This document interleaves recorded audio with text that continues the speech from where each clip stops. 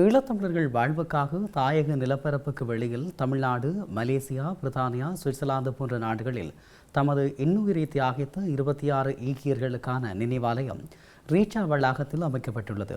பல்வேறு காலகட்டங்களில் ஈழத்தமிழர்கள் அனுபவிக்கும் இன்னல்களுக்கு எதிர்ப்பு தெரிவித்து தமது உயிரை தியாகித்த தியாகிகளை நினைவு கூற வேண்டிய ஈழத்தமிழர்களின் வரலாற்று கடமையை ரீச்சா வளாகத்தில் நிறைவேற்றப்பட்டுள்ளது. ஸோ இதில் பார்த்திங்கன்னா தீப்பிழம்புகள் இல்லைன்னு சொல்லி கொண்டு அமைச்சிருக்கிறேன். அதாவது ரீச்சாக்குள்ளே அமைச்சிருக்குது. இன்னைக்கு கொஞ்சம் பேர் இதில் முட்டி மோதி கொண்டு வருவினமே இது ரீச்சாக்கில் வச்சுருங்கள் அது இதுன்னு சொல்லி அதிலெல்லாம் ஒரு பக்கத்தில் இருக்கட்டும். போட்டுவார் போட்டட்டும், பொழுதுவார் தூட்டட்டும், அதெல்லாம் எனக்கு ஒரு பிரச்சனையே இல்லை. பட் என்னுடைய கடமைகளை நான் சரியாக செய்யணும்னு சொல்லி எப்போவுமே யோசிக்கிறது.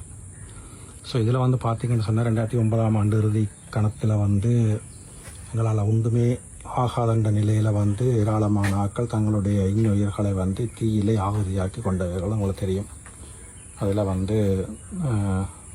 சுவிஸில் முருகதாஸ், இந்தியாவில் முத்துக்குமார் தொடக்கி வச்சது. அப்படியே இந்தியா பூராவும் அது பிறந்து விரிந்து 26க்கும் மேற்பட்ட ஆண் பெண் உணர்வாளர்கள் எங்களோட ஈழ விடுதலைக்காக அல்லது எங்களுடைய போரினுடைய இறுதி கணங்களுக்காக ஒரு மாற்றம் வேணும்னு சொல்லி தங்களை தீயில ஆறுதி ஆக்கினவன்.